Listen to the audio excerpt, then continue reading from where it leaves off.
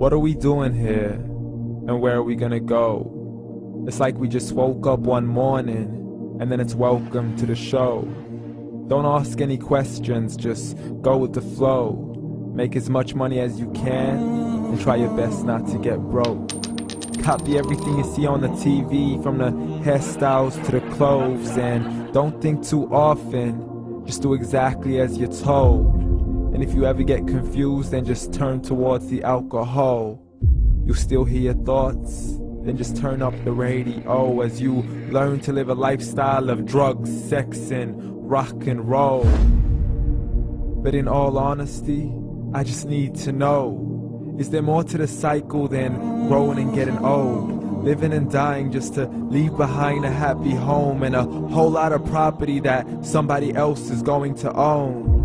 I just really need to know before the casket's closed, 'cause I'm not willing to gamble with my soul, nor am I ready to take any chances. These are just simple life questions and I'm just searching for some answers.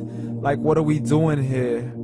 And what is our purpose? How did we get here, and who made us so perfect? And what happens once we go, or is this world all really worth it?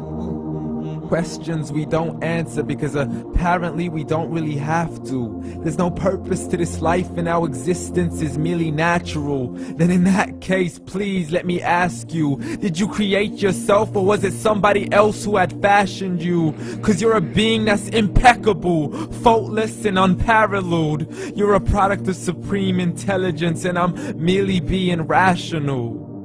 For there isn't a camera on this earth that can come close to the human eye, nor a computer that can compete alongside the human mind. And if the whole world was to come together, we wouldn't be able to create a single fly. So many signs, yet we still deny. As science tries to justify that all this could come from none, when it's a simple sum. 0 plus 0 plus 0 cannot possibly ever give you 1. So from where did all this order come? But everything has its origins, a maker, a creator of its own. I mean, the only reason you're watching this video is because somebody had to press upload. So we can believe in the Big Bang, but I'd rather believe in He who caused it to explode. Allah, the creator of everything along with every single soul. The ever-living, the master, the only one who is in control. Unlike his creation, beyond our imagination. And no, he's not a man, nor does he have any partners in association. He's on his own. And no, he did not ever leave us alone. Just like every manufacturer, he left us with an instruction manual. The Quran and Islam, and I'm sorry to jump to conclusions, but it's the only one possible.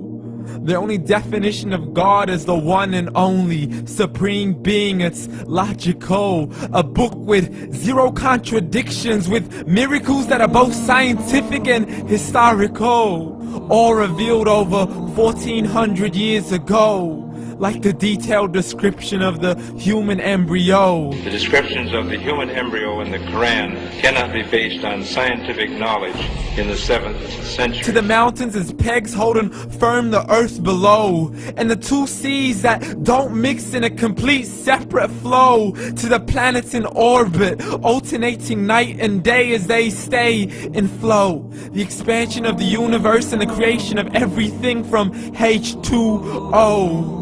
To the stories of the past and the preservation of Pharaoh. To identifying the lowest point in the land where Persia defeated Rome.